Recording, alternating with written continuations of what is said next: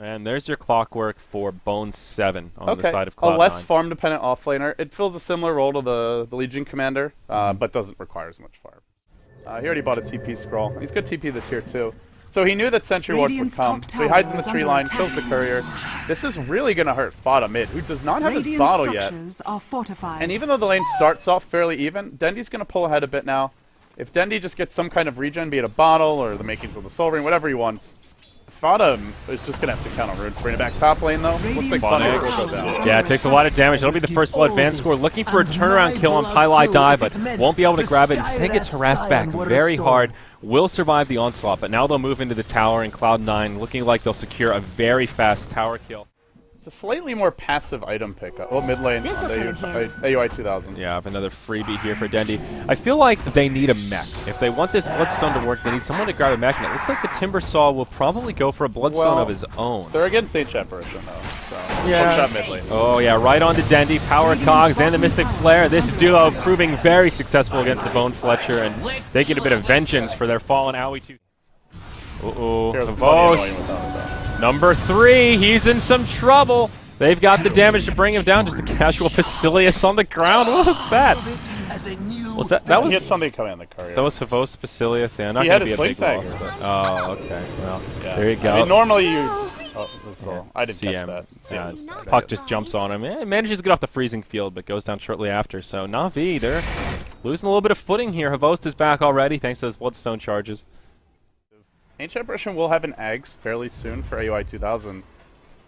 5-hero smoke from Cloud9. This could go poorly. Yeah, I definitely don't. I don't think you rest on your laurels here for Na'Vi. You need to try to shut down EternalEnvy and take an objective. Well, he goes for the rune, gets jumped on. They use a solo Dream Coil just for Havos. No Bloodstone again.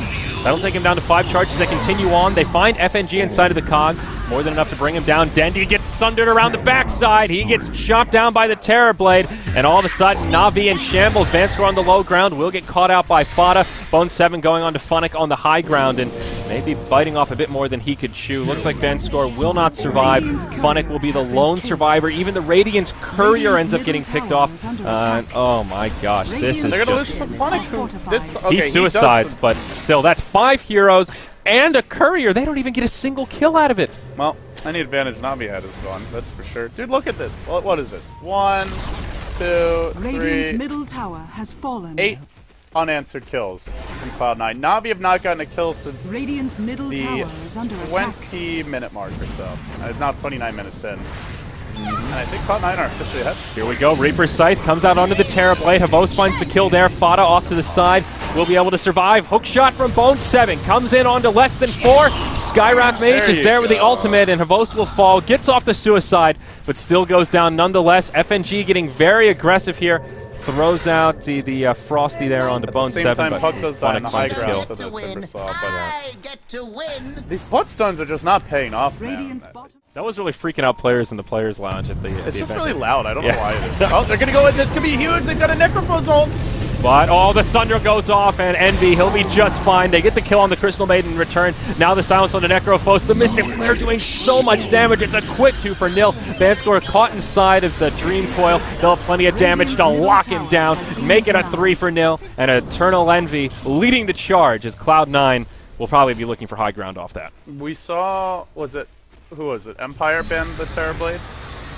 Yeah. Honestly, Cloud9 just loves this hero so much. I think he just banned it because they love it so much. Funnick, he'll get off the Yules, gets off the Bloodstone suicide, but to what avail here? The only buyback is on the Timbersaw, and even at that, how are they going to hold this lane of barracks? Glyph comes out. This is... Both Bloodstones officially down to 0 charges. Oh, God. Not to say that they were both bad pickups, but they definitely have not paid off. And Cloud9 now middle barracks are under attack. Never a good sign. Back off on the backside of this fight. Dendi, he gets scouted out and will get picked off. So now it's a dead Clinks. Meanwhile, in the middle of the fight, EternalEnvy taking a lot of damage, but there you go. He's got a Sunder, goes right in onto Funnick. That'll take him down handily.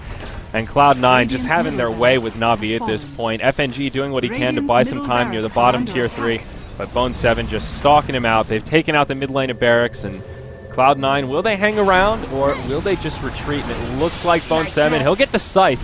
Well, what does it matter? It's just the clockwork. EternalEnvy still at full HP. He's charging in, looking for Havos. 0 blood. Oh, actually got 1 bloodstone charge after that, and it's right back down to 0. Dream Coil now onto FNG. Another Ice Blast flying through. Puck hops in. They'll not be able to find the kill on the Crystal Maiden, and Ogre will be okay. So but they got a lane of Brax. EternalEnvy probably does he have Butterfly yet? No, only 2k gold. Even if he gets that kill, definitely not worth feeding away your agents and dying again. And they'll find Dendi. They run a trap for him. They were just waiting for this mid lane. No. But the backup does come. They've got a Necrobozal. They can bring down EternalEnvy. He won't have a buyback available. Then for 100 seconds, maybe this is the chance for Navi to turn it. Except FATA's pushing at bottom. Got a 3rd kill here most likely. Yeah, it's pretty nice for Navi. We can't 100% count them out with this Necrolite, but if they lose a 2nd lane of Rax, then I think we almost can write them off. Yeah, so the TP is starting to come back. It is just the Ogre. He's smoked There's up no right TP now. on Havost. He's just going to go farm. Oh my gosh. Stacking a lane of Rax. Well, maybe not. They didn't finish the Rax. Dendi's forced to buy back, though. They do a lot of damage to the barracks, and I think if Havost had a TP, Dendi might have been able to hold it, but I think Cloud9 will be happy with that. They get the tower and force a buyback onto the Clinks. Yeah, that's pretty good news, even though they don't get exactly what they came for. Now Dendi coming in, he goes right into a Hex. They've got a lot of damage. Dendi, what are you thinking? Oh my gosh, he just blinks to his death, and that's now a dieback for the Clinks. Navi are just tilting hard. What was the plan with that one? They're just, their whole team, and they're all, I don't know if they're actually angry or if they've just kind of given up on the game or if they're just frustrated, but that was just... This looks like a full-scale tilt to me. Yeah, that's about how I would summarize that death. Yeah, smoke forward, scouting it out with the Rockets, seeing that they've left. Maybe Cloud9 will just take this opportunity to do the Roche themselves. Navi probably just want to be going right down mid and draw Cloud9 back, but the thing is Cloud9 can defend with 3 or 4 now. They're going to fight. They can do this so fast, though. Navi have to go ASAP straight in. They still have enough time, but Envy doing a lot of damage to Roche. Just goes right in onto the Necrophos. Havost with his BKB on it. Just doesn't matter. He gets completely chopped down. Envy goes so hard on him. Now Bone 7 with Cogs to help break up the fight. Separates the team in 2. And they'll find the kill on the Crystal Maiden. Puck hops to the high ground. Brings down the Ogre. It's an easy 3-0. And Cloud9 just look towards Roche. EternalEnvy just completely shutting down Havost in that fight. Yeah, I don't really know what you should do there, Navi. Someone has to go in first, right? They're going to try and grab the agent, but terribly grabs it. Dendi's going to die. He kills off the Clockwork. That's 4 dead. Funnick trapped on the high ground. It's going to be a full team wipe. Bloodstone deny. I think that's pretty much GG. Yeah, but I think Navi could just I don't know how you here. go into the pit as Navi. That's kind of the issue. Yeah, I think Bloodstone is fine on Necro. It's more when you have a Timbersaw. The double Bloodstone is just too homogenous. It doesn't give you enough utility, and the general mindset is good against the Ancient Apparition. More HP. Makes that Reaper Sight though? EternalEnvy does have Aegis though. There we go. And yeah, Necro just getting no buyback on him. They got completely wrecked. You just can't deal with the Envy at this point. Can he get off a Shatter or a Sunder? Taking a lot of damage. He gets off a full health Sunder onto Funnick, and there's your GG. Just absolutely nothing Navi can do. And I wonder if we're going to see changes from Navi. I mean, it's not just because of this one game, right? At Star Ladder, they had similar struggles. They are extremely good at getting onto an early game lead. They have fantastic individual mechanics in play, but their decision making and kind of their team synergy is just not really there at all. Yeah, it certainly doesn't feel like